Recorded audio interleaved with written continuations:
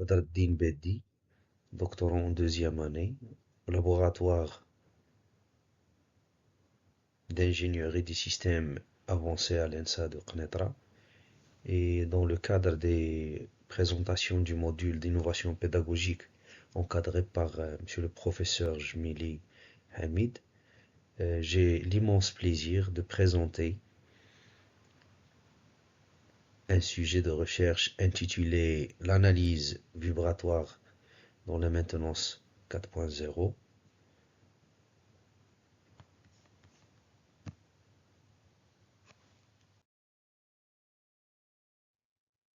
L'importance de la maintenance 4.0 fait référence à l'intégration des technologies avancées dans les processus de maintenance.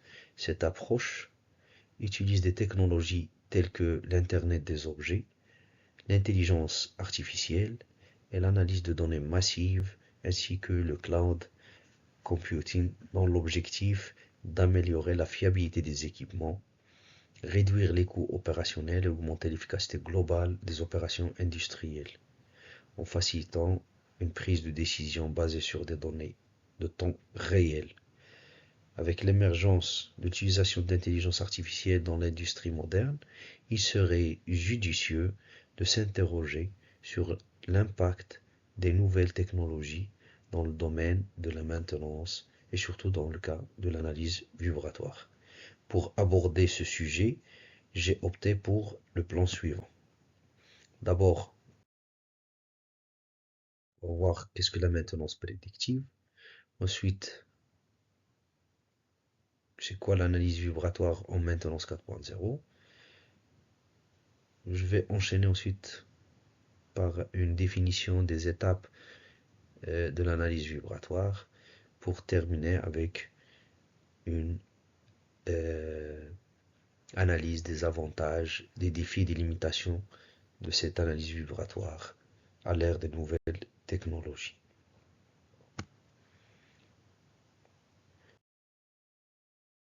La maintenance prédictive, qui est une approche proactive qui utilise des techniques de surveillance et d'analyse des données pour évaluer l'état des équipements en temps réel, elle permet de prévoir les défaillances avant qu'elles ne se produisent, réduisant ainsi les temps d'arrêt imprévus et optimisant les coûts de maintenance. Cette méthode s'appuie sur des outils comme l'analyse vibratoire, la thermographie et d'autres techniques bien sûr d'enregistrement des paramètres de système. Dans notre présentation, nous allons nous pencher sur l'analyse vibratoire. L'analyse vibratoire se déroule en plusieurs étapes. Chacune de ces étapes étant cruciale pour obtenir des résultats fiables et exploitables, voici un aperçu sur le processus. D'abord, il y a la phase installation des capteurs. Donc avant de les installer, on fait une étude sur le terrain pour voir les différentes interférences. Donc on fait une analyse vibratoire avant même de poser nos capteurs et de voir où est-ce qu'on va poser ces capteurs. La deuxième phase consiste à la collecte des données. Donc il y a des mesures de vibration et aussi il y a lieu de déterminer une durée où on va collecter ces données. Donc, est-ce qu'on va faire un suivi permanent de chaque minute? Est-ce qu'on va se contenter des phases les plus critiques? Donc, on va faire un suivi dans une durée bien déterminée où la charge de travail est dans son optimum ou dans son maximum.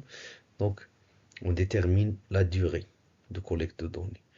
Après, c'est la phase de l'analyse et de la prédiction grâce aux outils informatiques émergents. On parle ici de l'intelligence artificielle, des IoT, pour effectuer l'analyse des données et les interpréter pour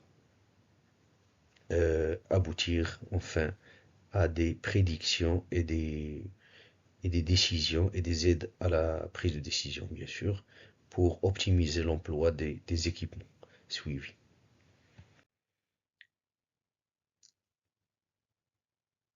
de ce fait, il y a une nécessité d'explorer les avantages, les défis et les limitations de cette analyse vibratoire. Concernant les avantages, on peut citer la détection euh, précoce des défauts. Donc, on est dans une approche proactive, ça veut dire on veut anticiper la panne. Ensuite, il y a la maintenance prédictive, ça veut dire on est dans une approche proactive qui nous donne une idée sur l'état de santé de notre équipement à l'instant T. Et il y a la non-invasive, ça veut dire on n'est pas obligé d'arrêter la machine pour prendre des mesures et voir l'état de notre équipement. Donc, tant que l'équipement il peut marcher, on peut collecter les données, on le fait. Il y a la polyvalence aussi, donc l'amélioration de la performance. On est dans l'utilisation des équipements dans leur jusqu'au bout, ça veut dire on ne fait pas un arrêt pour faire une maintenance préventive et on n'attend pas que l'équipement tombe en panne. Donc on agit quand il le faut, au moment opportun, comme ça on exploite notre équipement dans le maximum de sa performance. Et après, on peut acquérir des données quantitatives qui nous aident à modéliser et à concevoir, même améliorer la conception de notre équipement dans le futur, comme on peut avoir un historique pour entraîner d'autres modèles intelligents plus performants. Donc, il y a cette possibilité de collecter des données quantitatives. Concernant les limitations, donc, on trouve qu'il y a une détection limitée à certains types de défauts. Donc, il y a aussi le coût élevé de l'acquisition.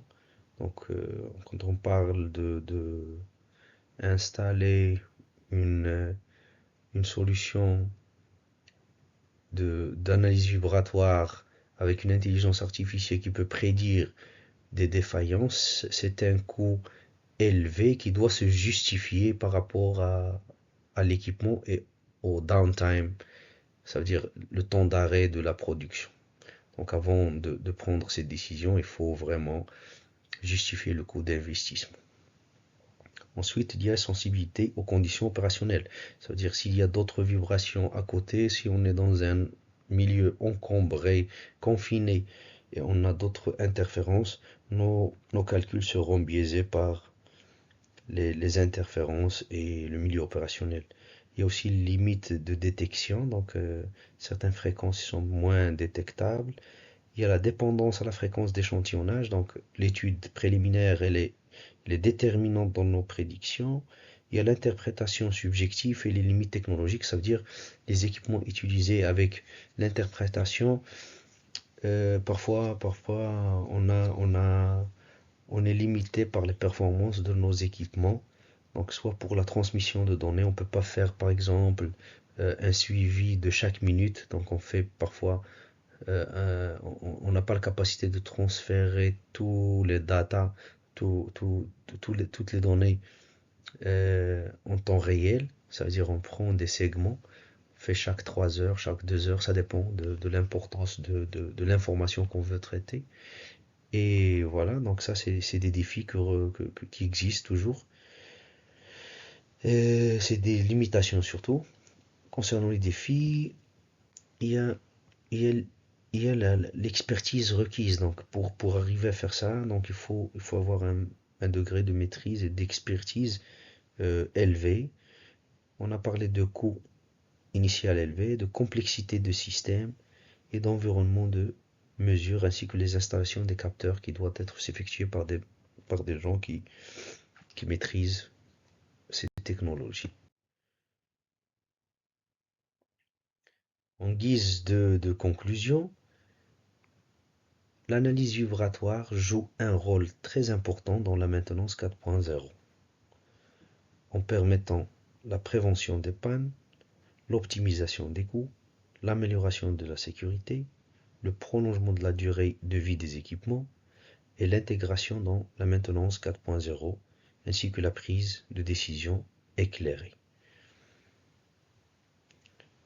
Ces points soulignent l'importance de l'analyse vibratoire dans le cadre de la maintenance moderne et proactive. Donc l'analyse vibratoire est un outil puissant pour la surveillance et la maintenance des machines tournantes, offrant des avantages significatifs en termes de détection précoce des défauts et d'optimisation des performances. Cependant, elle nécessite une expertise technique, un investissement initial et une attention particulière aux conditions de mesure. Ces limites doivent être prises en compte pour éviter des diagnostics erronés ou des interventions inefficaces. En combinant l'analyse vibratoire avec d'autres techniques de surveillance, comme la thermographie, l'analyse acoustique et d'autres techniques de prélèvement de données physiques, il est possible d'obtenir une vision plus complète de l'état des équipements. Ainsi, mon intervention a pris fin. Je vous remercie infiniment.